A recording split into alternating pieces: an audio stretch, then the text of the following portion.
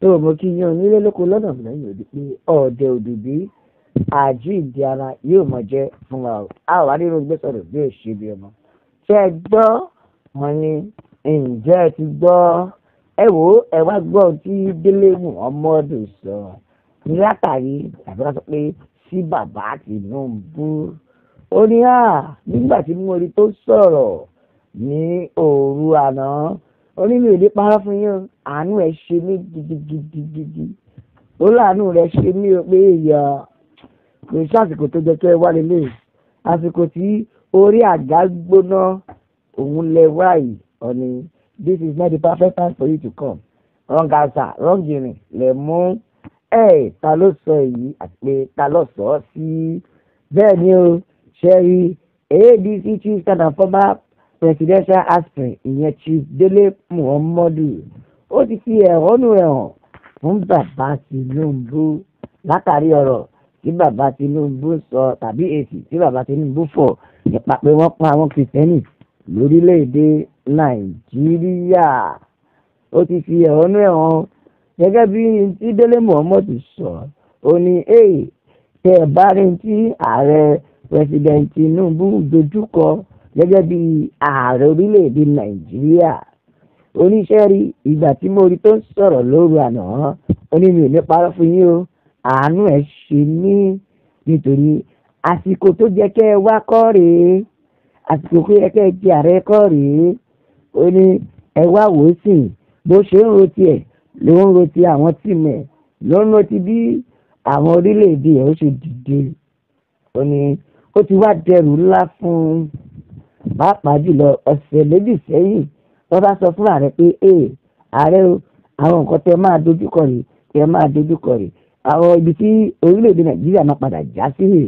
Ó máa ní láyé kò lè ṣẹlẹ̀ pẹ̀lú nǹkan tó fi gbé lọ yìí.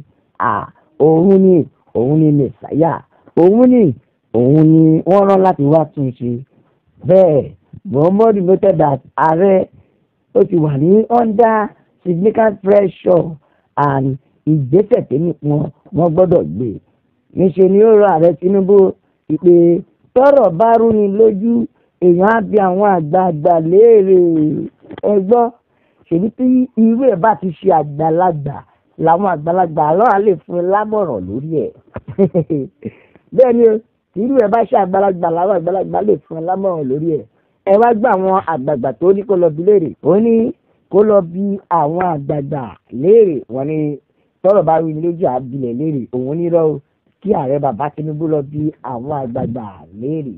Gẹ́gẹ́ bí àwọn àgbààgbà tó gbìyànjú àti sọ, ara àwọn àgbààgbà tó gbìyànjú àti sọ ni ààrẹ Olúṣẹ́gun Ọbásanjọ́, èyí ààrẹ tẹ́lẹ̀ rí. Wọ́n ní bákan náà Anyankwu kó tún lọ bèèrè lọ́wọ́ ẹ̀ pẹ̀lú rìtáyà General Danjuma.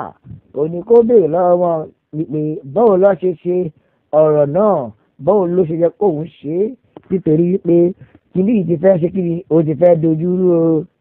Òní ó dà pa àwọn yẹn ti ní ìrírí nípa international credibility of these elders statements as influencer Christian leader could help him. Òní àwọn ará bí ìtọ́ ti ní ìrírí ṣẹ̀rí tó bá bí wọ́n léèrè ó ṣeé ṣe kó jẹ́ pé tí wọ́n lè ràn ọ́ lọ́wọ́ láti fi tó tiẹ̀. Ẹ ti rí bẹ́ẹ̀ ẹja kan àtẹ̀jíṣẹ́ àwọn èèyàn. Ó ní ẹgbẹ́ tí eléyìí sọ, ó ní òun expect Ohanaeze in the set to call all who is who. Ó ní láti stop nípa àwọn èèyàn ní àwọn èèyàn tó ń fi ẹ̀sìn bojú.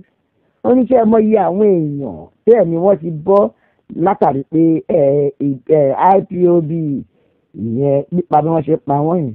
Ó ní kí ló dé tó jẹ́ pé àwọn òkè ọ̀yà nìkan lẹ̀ ń sojú sí, kí ni àwọn gómìnà yìí ṣe tí wọn ò rí nǹkan kan ṣe sí.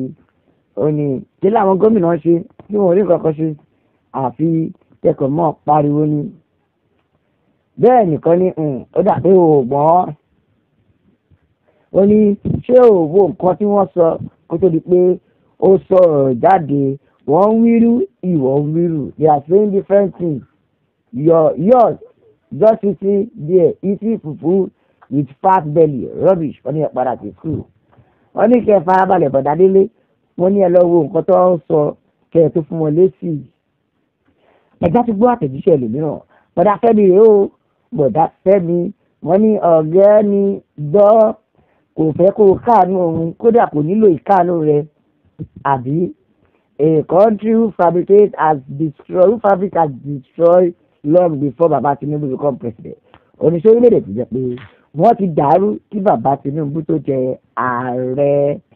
bẹ́ẹ̀ ni ó ní àwọn èké àti ẹlẹ́tọ̀ àwọn ló yẹ ká bá rí o àwọn ló yẹ kí wọ́n bá rí torí pé arákùnrin yìí ṣẹ̀ṣẹ̀ lọ ọdún méjì nínú ipò ẹ wo nǹkan tí ojú rẹ ti rí ẹjá tó ka àtẹ̀jíṣẹ́ àwọn èèyàn ẹjá gbọ́n tí àwọn èèyàn sọ bẹ́ẹ̀ nìkan ní kílódé tó fi máa káàánú ẹ̀ àbí for someone who want Nigeria dead because of power ẹni tí ò kọ̀ kí orílẹ̀-èdè wọn látàrí agbára tó ń wá bẹ́ẹ̀ nìkan ni ṣé ẹ̀tọ́ tí wá kó orílẹ̀-èdè wọn bẹ́ẹ̀ kí Amẹ́ríkà náà má bèrè ṣùgbẹ́gbà kí wọ́n run gbogbo ẹ̀ kí àlàáfíà kó lè jọba.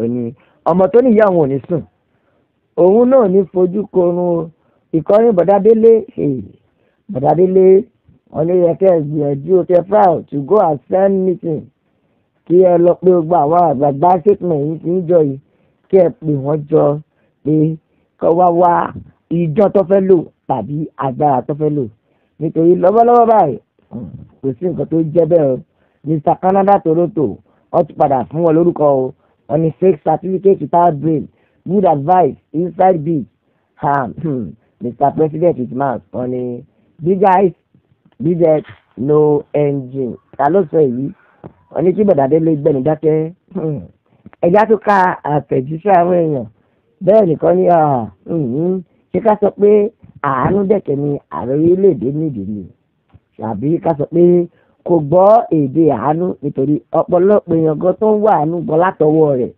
kò dá wọn lóhùn bí àpẹẹrẹ àwọn Rivers Kaduna Plateau Benue àti bẹ́ẹ̀ bẹ́ẹ̀ lọ.